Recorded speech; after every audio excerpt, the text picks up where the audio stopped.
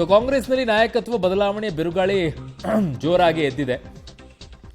ನಾಳೆ ದೆಹಲಿಗೆ DCM DK Shivakumar ತೆರಳಲಿದ್ದಾರೆ. ನಾಳೆ ದೆಹಲಿಯಲ್ಲಿ ಹೈಕಮಾಂಡ್ ಭೇಟಿಯನ್ನು ಮಾಡುವಂತಹ ಸಾಧ್ಯತೆ ಇದೆ. 5 ವರ್ಷ ನಾನೇ ಸಿಎಂ ಅಂತ ಸಿದ್ದರಾಮಯ್ಯನವರು ಹೇಳಿದ್ದಾರೆ. ಡಿಕೆ ಶಿವಕುಮಾರಿಗೆ ಹೋಗ್ತಾ ಇರೋದು ಅದೇ ವಿಚಾರಕ್ಕಂತೆ ಯಾಕೆ ಅನ್ಕೋಬೇಕು? ಬಿಹಾರ್ ಎಲೆಕ್ಷನ್ ಇದೆ, ನಿಮ್ಗೆ ಅರ್ಥ ಆಗಿರ್ಬೋದು. ಈ ಸಂಚಲನ ಮಧ್ಯೆಯೇ ಡಿಕೆ ಶಿವಕುಮಾರ್ ಅವರು ನಾಳೆ ದೆಹಲಿಗೆ ಹೋಗ್ತಾ ಇದ್ದಾರೆ. 3 ದಿನಗಳ ಕಾಲ ಸಿಎಂ ಸಿದ್ದರಾಮಯ್ಯ ದೆಹಲಿ ಪ್ರವಾಸವನ್ನ ಮಾಡಲಿದ್ದಾರೆ. ಕಾಂಗ್ರೆಸ್ನಲ್ಲಿ ನಾಯಕತ್ವ ಬದಲಾವಣೆಯ ಬಿರುಗಾಳಿ ಎದ್ದಾಗ ಈಗ ಚರ್ಚೆಗೆ ಅವಕಾಶ ಮಾಡಿಕೊಡ್ತಾ ಇದೆ ಡಿಸಿಎಂ ಡಿಕೆ ಶಿವಕುಮಾರ್ ಅವರ ದೆಹಲಿ ಪ್ರವಾಸ. ಕಾರಣಗಳು ಅನೇಕ ಇರಬಹುದು. ಅದರಲ್ಲಿ ಮುಖ್ಯವಾಗಿ ಈಗ ಆಗಬೇಕಾಗಿರುವಂಥದ್ದು ಬಿಹಾರ ಚುನಾವಣೆ. ಬಿಹಾರ ಚುನಾವಣೆ ಆಗುವವರೆಗೂ ಕೂಡ ರಾಜ್ಯದ ಯಾವ ಬದಲಾವಣೆ ವಿಚಾರದಲ್ಲೂ ಕೂಡ ಏನು ಚರ್ಚೆ ಮಾಡುವಂಥ ಪರಿಸ್ಥಿತಿಯಲ್ಲಿ ದೆಹಲಿಯಲ್ಲಿ ಹೈಕಮಾಂಡ್, ಕಾಂಗ್ರೆಸ್ ಹೈಕಮಾಂಡ್ ಇದೆ ಅನ್ನುವಂಥದ್ದು ನನಗೇನು ಡೌಟು. ಅವರಿಗೆ ಇರುವಂಥ ಟಾರ್ಗೆಟ್ ಈಗ ಬಿಹಾರ. ಸೊ ಹಾಗಾಗಿ ಆ ನಿಟ್ಟಿನಲ್ಲಿ ಇಲ್ಲಿದೆಲ್ಲ ಚರ್ಚೆ ಮಾಡ್ಕೊಂಡು ಕೂತ್ಕೊಳ್ಳೋಷ್ಟು ಪುರುಸತ್ ಅವ್ರಿಗಿದೆ ಅಂತ ನಾನೇನು ಅಂದ್ಕೊಳ್ಳೋದಿಲ್ಲ.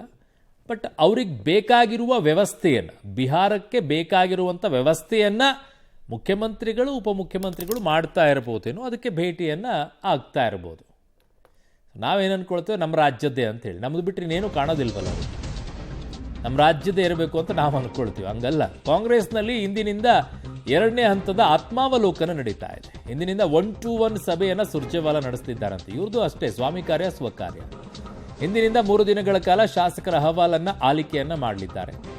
ಶಾಸಕರಾದ ಬಾಬಾ ಸಾಹೇಬ್ ಪಾಟೀಲ್, ಅಶೋಕ್ ಪಟ್ಟಣ್, ಅಲ್ಲೂ ಕೂಲಿಂಗ್ ಗ್ಲಾಸ್ ಹಾಕೊಂಡು ಹೋಗ್ತೀರಾ ಅಶೋಕ್ ಪಟ್ಟಣ್ ಅವರೇ? ಹೋಗಿ ಒಂಚೂರು ಸುರ್ಜೇವಾಲಾ ಅವ್ರ ಮುಂದೂ ಕೂಲಿಂಗ್ ಗ್ಲಾಸ್ ಹಾಕ್ಕೊಂಡು ಕೂತ್ಕೊಂಡೆ ಮಾತಾಡಿ. ನಮ್ಮ ಮಾಧ್ಯಮಗಳ ಮುಂದೆ ಹೆಂಗೆಲ್ಲ ಕೊಡ್ತಿರ್ತೀರಲ್ಲ, ಅಲ್ಲೂ ಹಂಗೆ ಕೂತ್ಕೊಂಡು ಮಾತಾಡಿ. I mean, everything is cool today. There is nothing hot today, right? So we'll speak tomorrow in detail.